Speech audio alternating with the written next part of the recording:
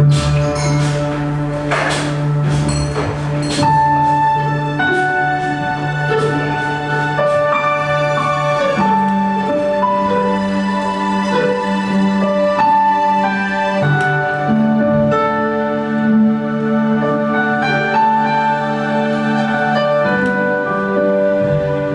rumiant, dubitatiu i pensit, en Francesc contempla el paisatge pantanós, com si els seus records s'enfonsessin lentament.